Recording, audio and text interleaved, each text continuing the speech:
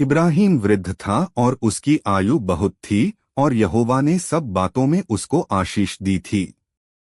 सो इब्राहिम ने अपने उस दास से, जो उसके घर में पुरनिया और उसकी सारी संपत्ति पर अधिकारी था, कहा, अपना हाथ मेरी जांघ के नीचे रख, और मुझसे आकाश और पृथ्वी के परमेश्वर यहोवा की इस विषय में शपथ खा कि तू मेरे पुत्र के लिए कनानियों की लड़कियों में से जिनके बीच मैं रहता हूँ किसी को न ले आएगा।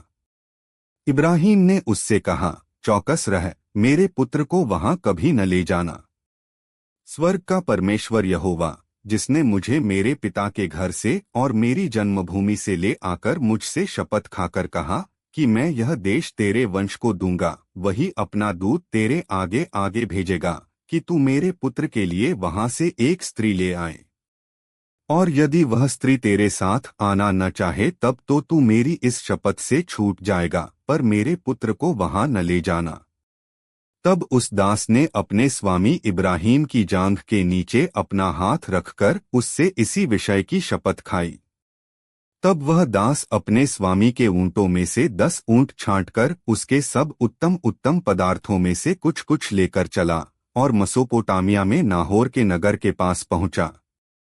और उसने ऊंटों को नगर के बाहर एक कुएं के पास बैठाया। वह संध्या का समय था, जिस समय स्त्रियां जल भरने के लिए निकलती हैं।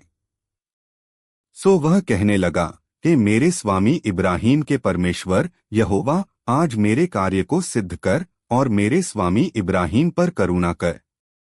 देख, मैं जल के इस सोते के पास खड़ा हूँ और नगरवासियों की बेटियां जल भरने के लिए निकली आती हैं।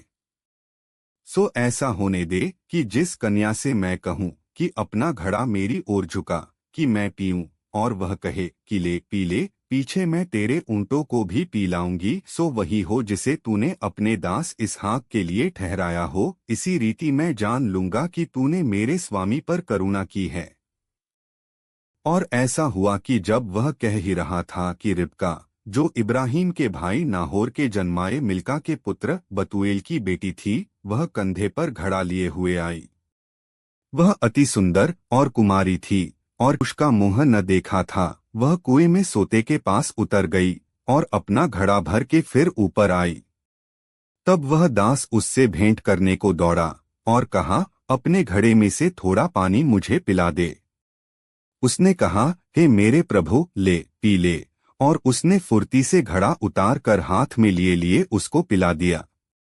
जब वह उसको पिला चुकी तब कहा, मैं तेरे ऊंटों के लिए भी तब तक पानी भर भर लाऊंगी जब तक वे पी न चुकें। तब वह फुर्ती से अपने घड़े का जल हौदे में उंडेल कर फिर कुएं पर भरने को दौड़ गई और उसके सब ऊंटों के लिए पानी भर दिया। और वह पुरुष उसकी ओर चुपचाप अचंभे के साथ ताकता हुआ यह सोचता था कि यहोवा ने मेरी यात्रा को सफल किया है कि नहीं।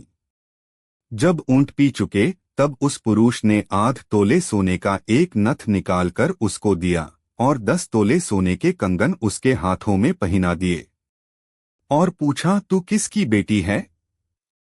यह मुझको बता दे। क्या तेरे पिता के घर में हमारे टिकने के लिए स्थान है? उसने उत्तर दिया, मैं तो नाहोर के जन्माए मिल्का के पुत्र बतूएल की बेटी हूँ।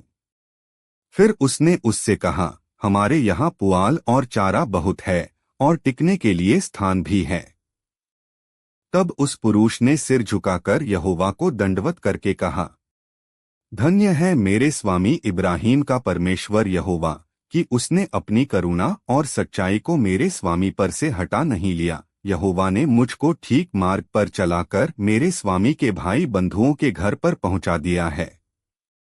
और उस कन्या ने दौड़कर अपनी माता के घर में यह सारा वृत्तांत कह सुनाया।